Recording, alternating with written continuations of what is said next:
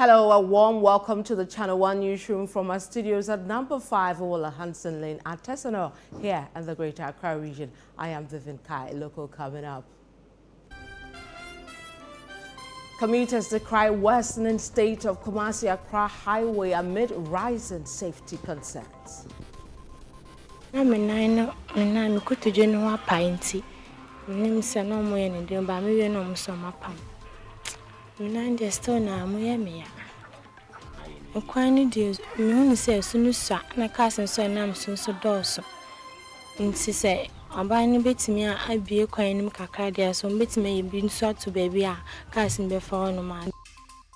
Still to come in the bulletin, over 5,000 Guinea conflict refugees still in Côte d'Ivoire despite government evacuation efforts. During my visit, I discovered that about 8,000 Ghanaians have safely returned home. The latest census conducted revealed that the remaining number of Ghanaians in Côte d'Ivoire is 5,309.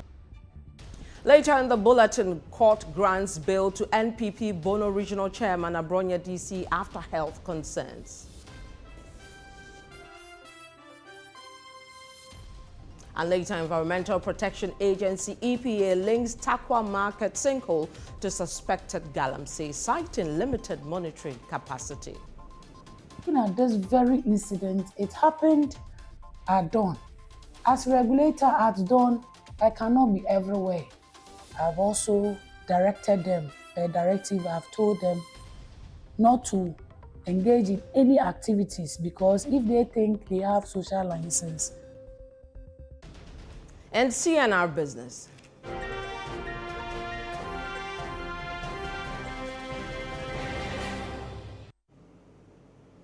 City holds strong amid global pressures. Bank of Ghana governor attributes resilience to sound policies and robust reserves.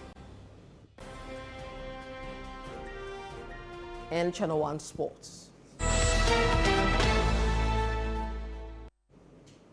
Olympic champion embraces bronze, targets 200 meters glory at World Athletics Championship.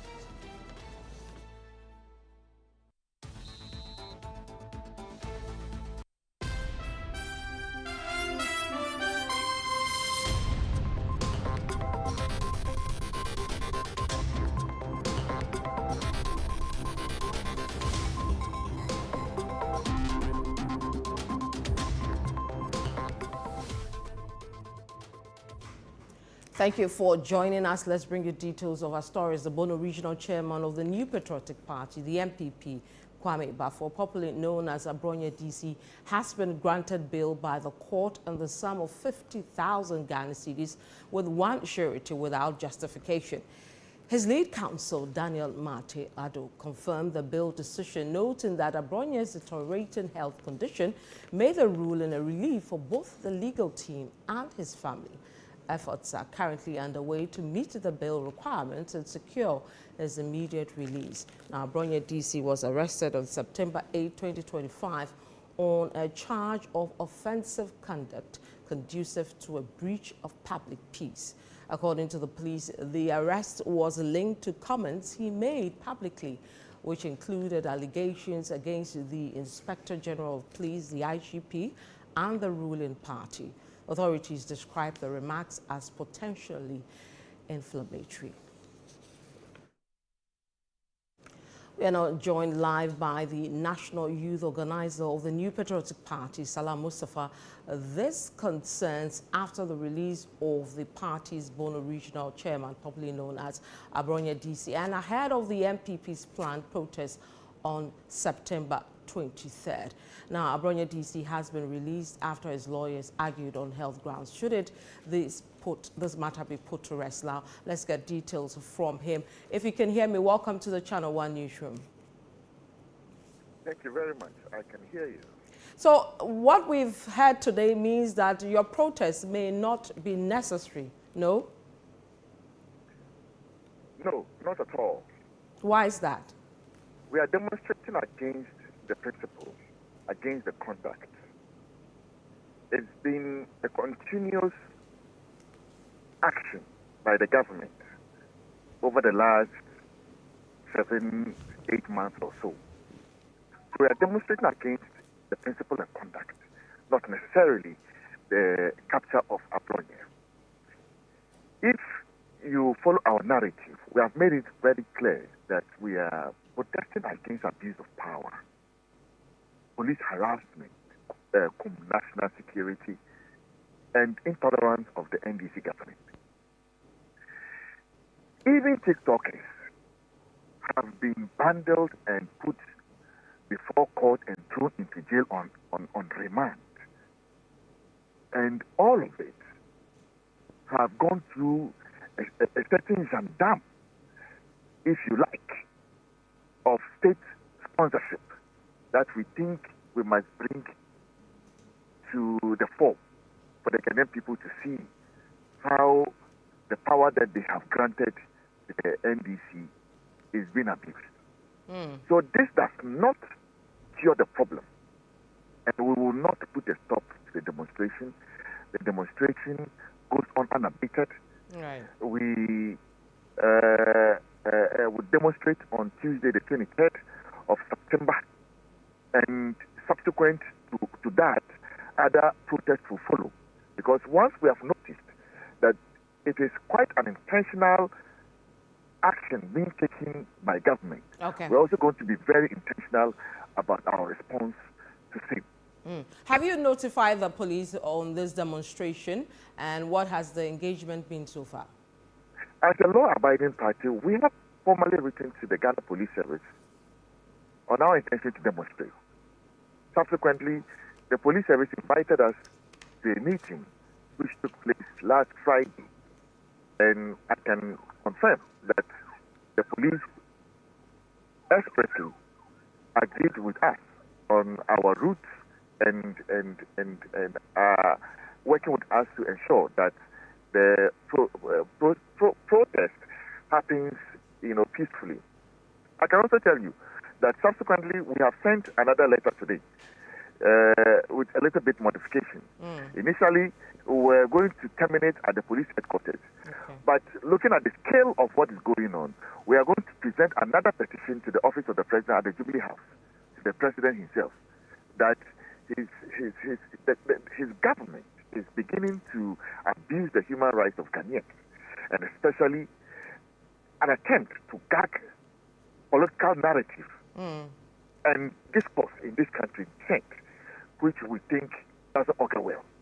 Right. And therefore, the reason we will be on the streets. So I can confirm to you that nothing has changed at all as far as we are concerned. We are going to demonstrate against the principle and against the conduct that has been shown over the last year. Okay. Finally, do you think this demonstration will yield any results? And at the end of the day, what are you seeking to achieve with that demonstration? No more arrests, no more, the court shouldn't take it to court. What exactly are you seeking? And would you believe it will make any impact, especially since you're complaining that this government has taken a particular stance towards your members? We're asking government to stop the selective application of the law. We have a petition before the IGP where the Constituency Communication Officer of the NDC in Akutia threatened the life of the minority leader, Fenya Markin, our national organizer, Nanabi, and the minority chief whip, Honorable Anodom Pre. As we speak, nothing has happened to that petition. He's still working a free man. If it were an MPP person, the person would be rounded up in Rambo style. This selectivity is what we decry and what we are against. That everybody is equal before the law. Right. And let nobody tell us that some people are more human than others. That we refuse to accept. And that's why we'll be driving home the point that we're all equal before the law. And that this NDC government cannot subject us as second-class citizens of Ghana. That we refuse to be classified as so. We are also bona fide Ghanaians. We pay tax, and we cannot be treated less because of our political colors. That we are unable to accept. Right. So we will be protesting to dump home the point to government, to national security, and the entire security setup, for them to understand that their actions are being noticed, and that we take political notice of their actions, and that we will not forget Okay. We'll keep that in our minds. And that the Ghanaian people should also see how their mandate is being trampled upon. Because the reset that they voted for is not the reset that they have been given by All right. the Thank you. government. Thank you very much, Salam Mustafa, for your time. We'll keep an eye on that development, including that demonstration. Let's move away from that. Let's look at the roads, because traveling on the Kumasi-Accra highway has become a nightmare for many commuters. Beyond the constant worry about reaching their destination safely, travelers must now contend with visible dangers on the stretch, particularly the western state of the road. ChannelOne News' Bureau Chief for the Middle Belt, Hafiz Tijani, reports. Sections of the Kumasi-Accra highway continue to deteriorate. The bad nature of the road, riddled with potholes, is a major concern for drivers and a major cause of accidents on this stretch.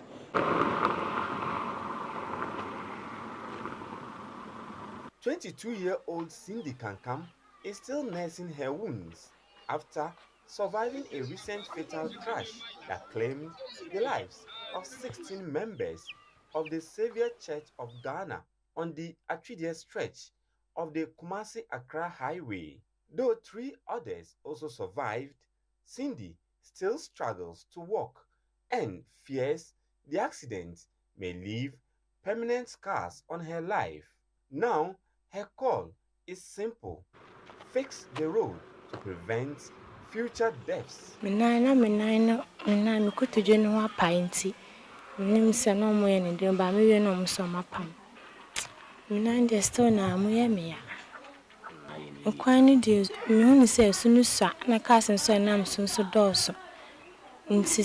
Abani betimi abie kwan nim kakra dia so betimi bi nso to baby a cars ni befa hono ma senka kwan nim so kakra na nka emu ye yanka mnya hwese we accident we betimi asi.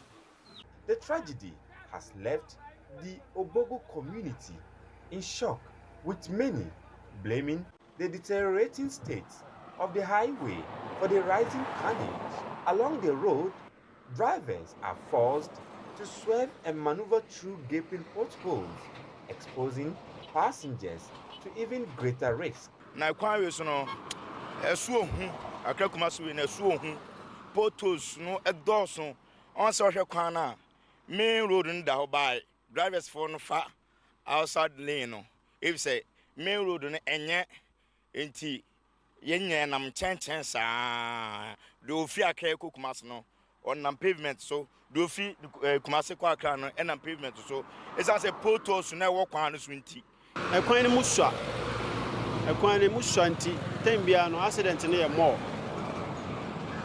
ye ha say car boni papa ha e kolongo dumase e kwan no ehu ifi alafia be pon so sa ba ha na e kwan no so atutu potholes ne ye more ukọ wanim say ya cars ni duro aje say otisi baby anka nipa be fa no je say car ni tisi wo. Here at the Joasu Government Hospital, accident victims on the Kumasi-Accra highway are brought almost daily. For doctors and nurses here, saving lives has become a daily routine. But for families and victims, each crash is a life-changing tragedy. Hospitals along the stretch, often the first port of call after crashes, are overwhelmed. With limited resources, medical staff struggle to treat the influx of victims from frequent accidents. Our challenge has been when we need to escalate the care. Yes, the delay, because sometimes when that needs to happen, we reach out to Confanoche most of the time, and the feedback is that no beds, and that would mean we would have to wait for some time and then call them again to process the referral. Yeah, so it's been a challenge. This is where many victims of crashes on the Kumasi-Accra highway are brought. Each body here tells a story of a journey that never reached its destination. A painful reminder that the statistics we report are real loss of lives. Managers of these facilities admit the bad roads are a major contributor to the recurring tragedies. I will plead with the Ghana Highway Authority. The potholes, some of them are becoming manholes. It's getting too bad. Kumasi Accra Highway is getting into a death trap or something. They should try and then do something about it. Those maintaining the roads, they do it in less than 1 month. It get back to how it was again. Meanwhile, work on the much anticipated Konongo bypass has stalled. Contractors have abandoned sites, with ChannelOne News learning that funding challenges have stalled progress. The project, once seen as a lifeline for easing traffic and reducing crashes, now sits idle, leaving motorists to battle pothole-riddled and narrow stretches of road daily. Potholes on the Kumasi-Accra Highway are more than inconveniences to motorists on this highway. They are death traps waiting for the next victim. Fixing these potholes is not an option, but a necessity. Hafiz Tijani, ChannelOne News, Kumasi-Accra Highway, Ashanti Region.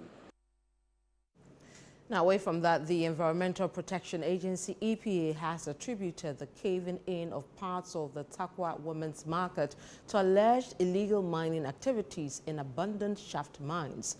The EPA says its limited capacity to monitor such dangerous small-scale operations makes oversight in those areas extremely difficult.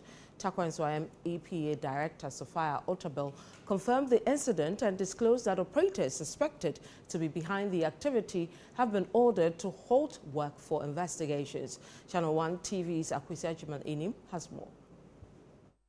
The Takwa Nswam EPA office says it was alerted Monday morning after a trader found a gaping hole inside her shop upon opening for business. Investigations point to illegal mining underground, believed to have caused the cave-in. EPA Director Sophia Otabel says her team has traced the operators responsible and ordered them to suspend work as inquiries continue. As regulators, we are there to enforce the law. But in terms of underground mining, it is very difficult for us to monitor corporates.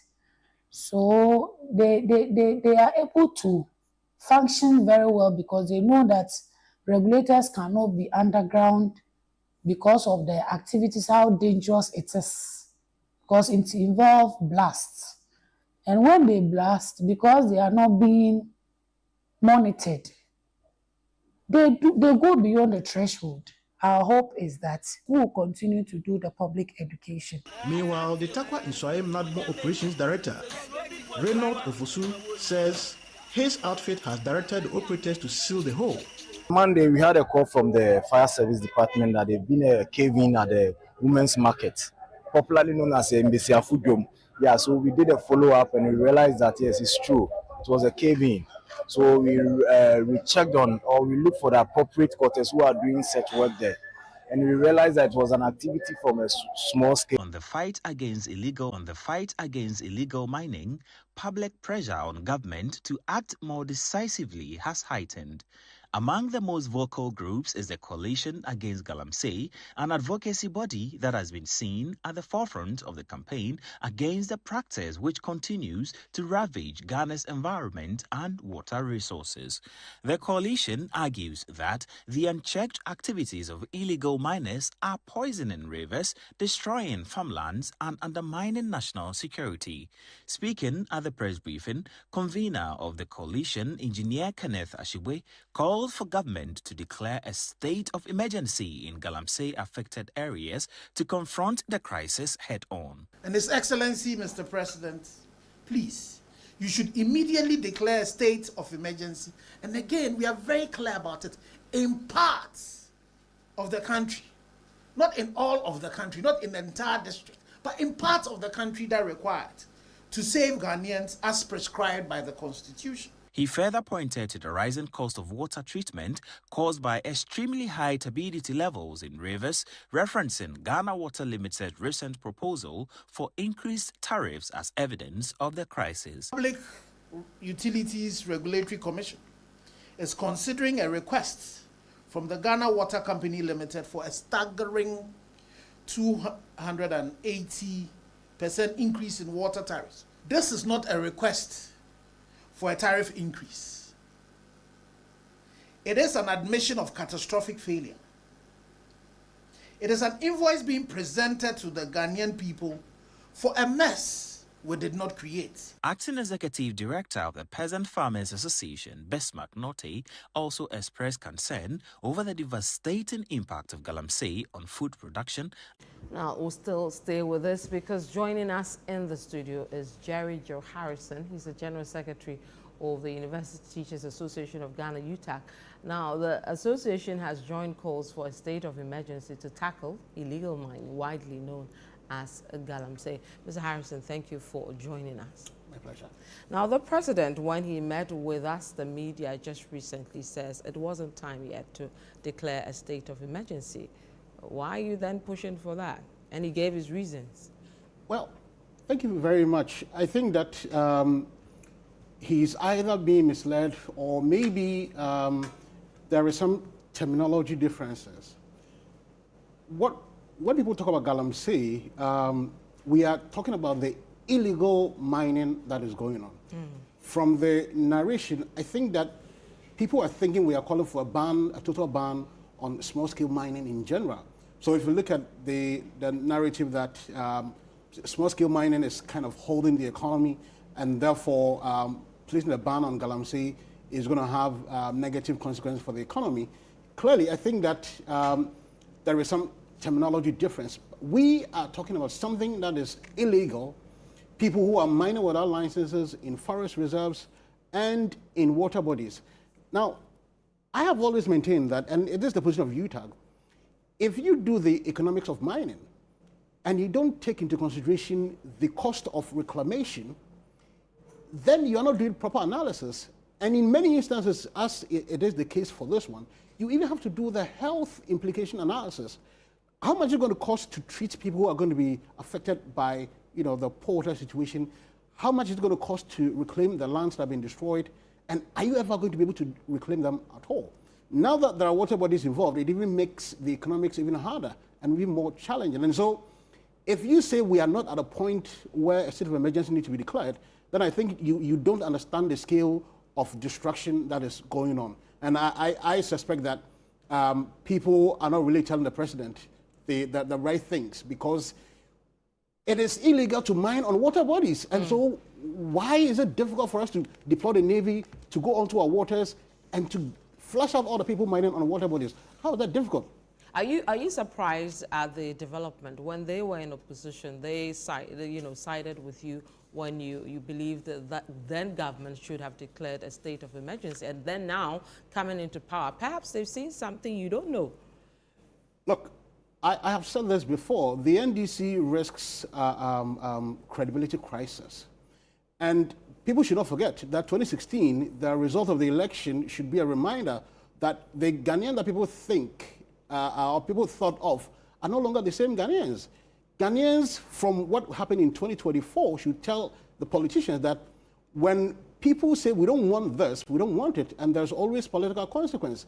And so I find it difficult that position can shift, through 180 degrees in a matter of months of taking office. I think this is unprecedented, and I think that the people like Okudzeto Blakwa, the minister in charge of national communication and the likes, who were vociferous about declaration of state of emergency because at the time the turbidity levels, the levels of the heavy metals, which we've been preaching about, have gone to a level that is unsafe for anything, not even for watering crops. That today, some way, somehow, by doing nothing, the waters have recovered. Now, I want to remind the president, when you put in place an intervention, it is important to evaluate whether that intervention is working or not. Right. And after 7 months of being in office, let's say give or take 6 months of having put in that intervention, the question that we ask, what has been achieved. We were told that some forest reserves have been reclaimed. Yeah. We are told otherwise, that these so-called reclaimed reserve forests have been reinvaded by, galamseys. Okay. What are we talking about? Look, if we are not careful, right now, we've seen the improvement in the economy being attributed to gold and all that.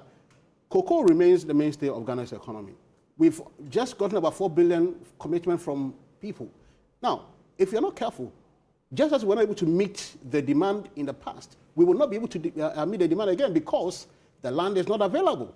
But again, also, which is even more serious, if we don't stop galamsey right now, which I mean illegal mining, what is going to happen is that the cocoa farms are going to be contaminated with heavy metals. I don't know if you have forgotten, but not long ago, Ghana's tubers were rejected on the international market because they had high levels of these metals that are not removable by any method that we use in purifying water. And so, if you don't see where we are as a crisis situation, where we need to put all our arsenals on the table and fight the menace, I think you are missing the point. Now, we've seen government roll out a number of initiatives. We've seen the water guards. We've even seen some initiatives around the gold board, all, trying to deal with illegal galamsey. Are these not enough in, tackling the menace? I think that you have cameras. The report that your reporter was bringing from Agona Kunyaku clearly tells you that we are not making serious progress because few months ago, the Konyaku, headworks was producing water for people to use, domestically. Now, it's been shut down. Cape Coast is having the same issues. Takwa is having the same issues. Now, it's been reported that a market in Takwa, there's been a sinkhole created because of galamsey activities. Look, listen, the problems we are dealing with are far more dangerous than we imagine. And I'm telling you that when you sit in your offices enjoying air conditioning and all that, it will get to you. Yeah. It will get to you. And so the interventions that have been put in place are fair and good, but I don't think they've achieved anything that we can begin to celebrate. And that is why the calls for state of emergencies have come in. Now people begin to ask why they need for a state of emergency, because the state of emergency comes with certain requirements that government must... What difference would it make, declaring and not declaring? What difference? You can deploy the military, the Navy, and all the security forces to go do the job without declaring a state of emergency. That's one way of going about it. But that also depends on whether you are willing to do it or not. But the Constitution requires that when you declare a state of emergency, you automatically have to deploy these people to the ground to curb whatever emergency situation there is. If there's flooding, you will not be allowed to go to a flooded area because they will put security forces there to prevent you from going to harm yourself. Your house could be on fire, and you want to go and salvage something, but because your life is at risk, the people on the ground will prevent you. That is an emergency situation. When we are in a worse state than... What form would you want the state of emergency to take? Hotspots identified or regional declarations? No, I think that even district declarations is going to have a very serious impact. So let's talk about hotspots. Okay. Look, if this forest is a no-go area, nobody is allowed, security forces are there. If you are seen anywhere within a certain, meters, you are arrested for trespassing. That is the kind of state of emergency we are talking about. Not what people are thinking that we'll have the military carrying guns and bombs and ammunition, strolling the streets. No.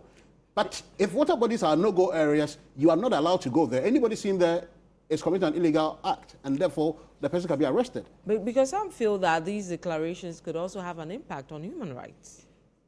Look, if we don't do what we are supposed to do now, we will all die. Which one do we prefer?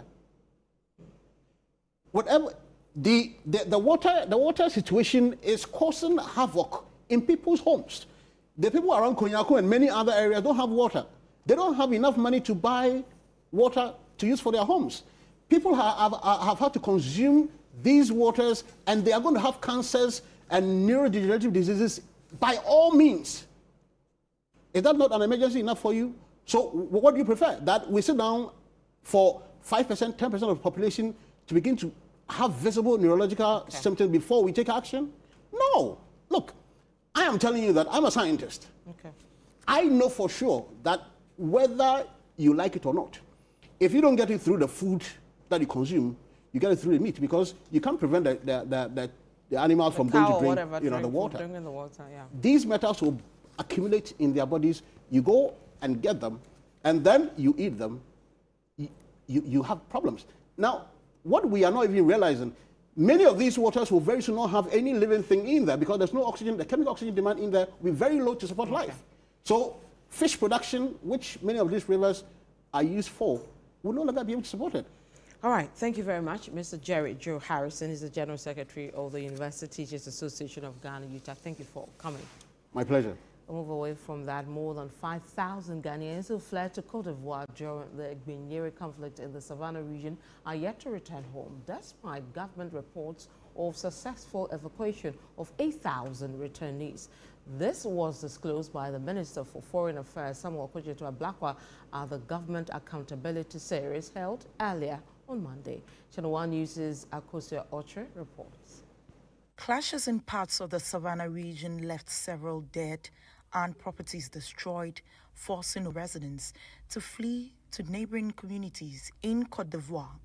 Under mounting pressure, the Ministry of Foreign Affairs led a 3-day working visit to facilitate the safe return and reintegration of the displaced residents. I led a team to the Bukani region, where some 13,253 displaced compatriots originally sought refuge. My visit was aimed at conveying a special message from President John Dramani Mahama to conduct further assessment of the situation for additional consular assistance, to express Ghana's gratitude to our Ivorian counterparts, and to offer immediate assistance. During my visit, I discovered that about 8,000 Ghanaians have safely returned home.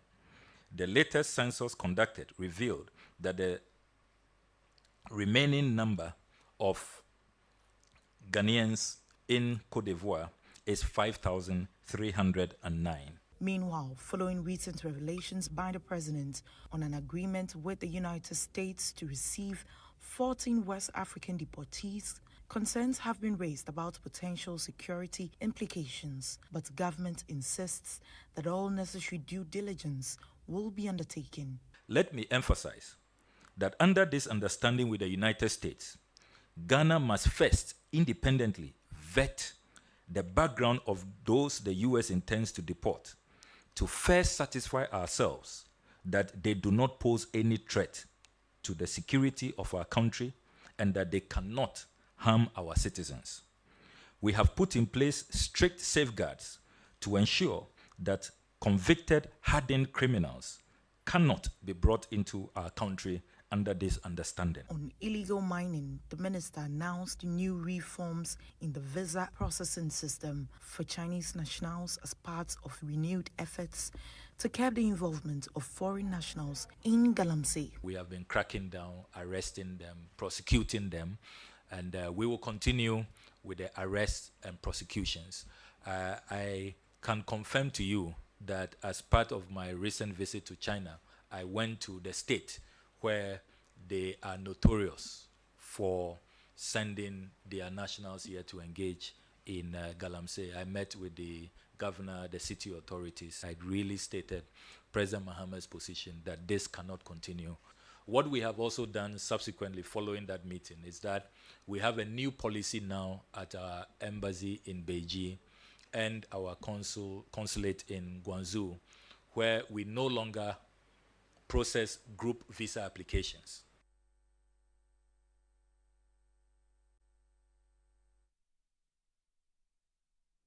Now, the Minister for Education has toured parts of the Upper East region to monitor the conduct of this year's WASE, with stops at Zebila Senior High Technical School, Bolgatanga Technical Institute, and Zamsi Senior High Technical School. He also expressed concern about the protracted insecurity in Boko, warning that the conflict is taking a toll on the education of students in the area.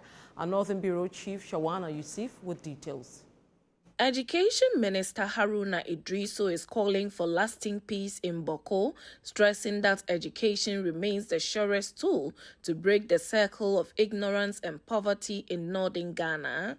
At Zebila Senior High Technical School in the Boko West District, He interacted with WASI candidates, urging them to stay focused and become ambassadors of change, despite the challenges posed by insecurity. Examiners will not even consider the fact that you are in an environment where there was no peace.